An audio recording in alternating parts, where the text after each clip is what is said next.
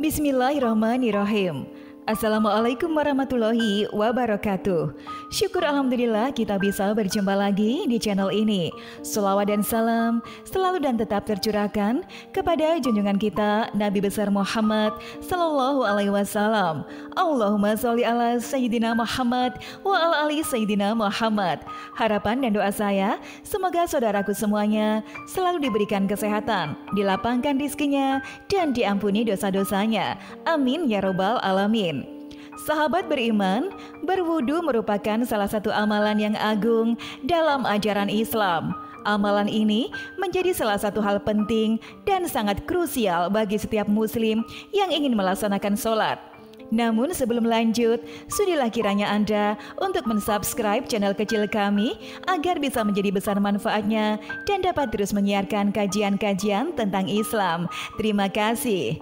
Sahabat beriman, secara bahasa, wudu berasal dari kata al-wadah yang mempunyai arti kebersihan dan kecerahan.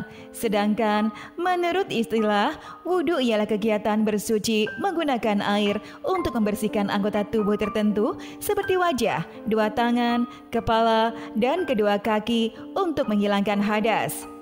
Kiai Haji Toha Abrori menyebutkan, salah satu dalil yang menjelaskan bahwa wudhu merupakan perkara penting dalam sholat adalah hadis yang diriwayatkan Abu Hurairah.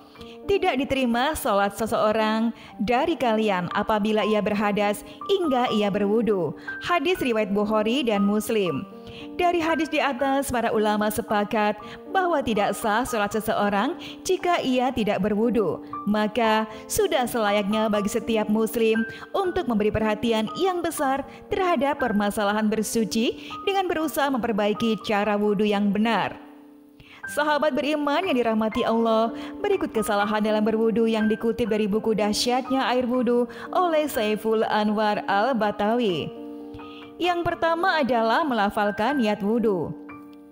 Sebagian orang melafalkan niat wudu semisal dengan mengucapkan nawaitul wudu'a lirofil hadasil asgori lillahi ta'ala, yang artinya saya berniat wudu untuk mengangkat hadas kecil karena Allah Ta'ala atau semacamnya.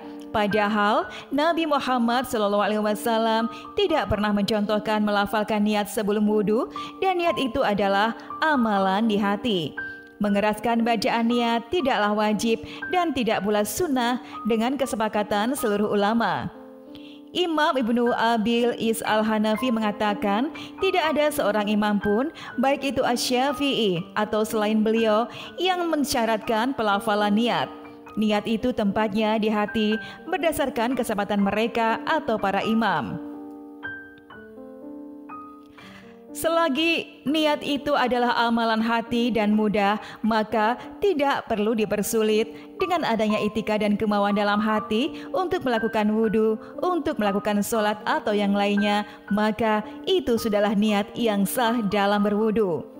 Yang kedua adalah adanya suatu hal yang menghalangi air sampai ke kulit. Tidak sah wudhu seseorang yang memakai kutek atau yang lainnya sehingga dapat menghalanginya sampai air ke kulit. Yang ketiga adalah menghilangkan salah satu rukun berwudu. Tidak sah wudhu seseorang apabila menghilangkan salah satu rukun berwudu. Meskipun dalam berwudu menghabiskan banyak air, apabila tidak tertib dalam melakukannya, maka wudhu itu adalah sia-sia. Dan jika wudhunya tidak sah, maka otomatis sholatnya pun menjadi tidak sah. Diriwayatkan dari sahabat bahwa Rasulullah pernah melihat seseorang melakukan sholat sedangkan pada punggung kakinya terdapat bagian yang tidak terkena air wudhu seukuran uang dirham. Beliau pun memerintahkannya untuk mengulangi wudhu dan sholatnya. Hadis riwayat Abu Dawud dan Ahmad. Yang keempat adalah memisahkan antara kumur-kumur dan menghirup air. Cara mengambil air untuk dihirup selain dari air itu untuk berkumur adalah kesalahan yang hampir merata dilakukan masyarakat.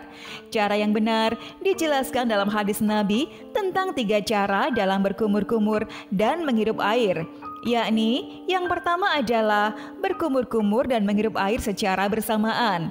Berdasarkan hadis dari Abdullah bin Zaid, Rasulullah berkumur-kumur dan menghirup air dari satu telapak tangan. Beliau mengerjakannya sebanyak 3 kali. Hadis riwayat Bukhari Muslim. Yang kedua, berkumur-kumur dan menghirup air secara bersamaan sebanyak 3 kali dari 1 kali gayung air dengan 1 telapak tangan. Cara ini diterangkan dalam hadis Abdullah bin Zaid. Rasulullah berkumur-kumur dan menghirup air lalu mengeluarkannya sebanyak 3 kali dari 1 gayung. Cara ini diterangkan dalam hadis Abdullah bin Zaid. Rasulullah berkumur-kumur dan menghirup air lalu mengeluarkannya sebanyak 3 kali dari 1 gayung. Hadis riwayat Bukhari. Yang ketiga adalah berkumur-kumur 3 kali, lalu menghirup air 3 kali dari 1 kali gayung. Hal ini dijelaskan oleh Ali bin Abi Thalib. Rasulullah memasukkan tangan kanannya dalam bejana, lalu berkumur-kumur 3 kali dan menghirup air sebanyak 3 kali. Hadis riwayat Abu Daud dan An-Nasai. Kemudian yang kelima adalah tidak membasuh seluruh kepala. Membasuh sebagian kepala, semisal hanya membasuh bagian depannya saja, adalah sebuah kesalahan.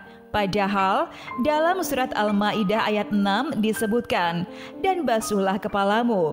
Kepala di sini maknanya tentu seluruh kepala, bukan sebagiannya saja. Diperkuat lagi oleh hadis lain dari Abdullah bin Zaid radhiyallahu anhu yang mengenai tata cara membasuh kepala dalam wudhu. Kemudian Rasulullah membasuh kepalanya dengan kedua tangannya. Beliau menggerakkan kedua tangannya ke belakang dan ke depan, dimulai dari bagian depan kepalanya hingga ke tengkuknya, lalu beliau gerakkan kembali ke tempat ia mulai. Hadis riwayat Bukhari dan Muslim. Yang keenam adalah mencuci anggota wudhu lebih dari 3 kali. Berdasarkan hadis yang diriwayatkan oleh Bukhari dan Muslim dari Utsman bin Affan, Rasulullah mencuci anggota wudhunya sebanyak 3 kali. Sedangkan dalam hadis yang diriwayatkan Abdullah bin Zaid, terkadang Rasulullah mencuci anggota wudhunya 2 kali. Selain itu, dalam hadis yang diterangkan oleh Ibnu Abbas, Rasulullah kadang mencuci anggota wudhunya 1 kali. Yang ketujuh adalah kurang sempurna dalam mencuci kaki dan juga anggota wudhu yang lainnya. Terkadang karena kurang serius dalam berwudu atau karena terburu-buru, seseorang tidak sempurna dalam mencuci kedua kakinya. Karena Nabi SAW pernah melihat sebagian sahabat yang ketika berwudu tidak menyempurnakan dalam mencuci kakinya. Beliau pun kemudian memperingatkan mereka dengan keras dengan bersabda, "Celakalah tumit-tumit yang tidak tersentuh air wudhu di neraka." Hadis riwayat Bukhari dan Muslim. Tidak hanya kaki, pada anggota wudhu yang lain juga wajib isbak atau serius dan sempurna dalam membasuh dan mencuci sehingga air mengenai anggota wudhu dengan sempurna. Sahabat beriman yang dirahmati Allah, itulah tadi penjelasan mengenai 7 hal yang membuat wudhu kita tidak sah. Semoga dengan adanya video kali ini dapat menambah wawasan dan pengetahuan kita. Amin ya robbal alamin. Sekian video yang dapat kami sampaikan, semoga bermanfaat dan sampai jumpa di video kami selanjutnya. Wassalamualaikum warahmatullahi wabarakatuh.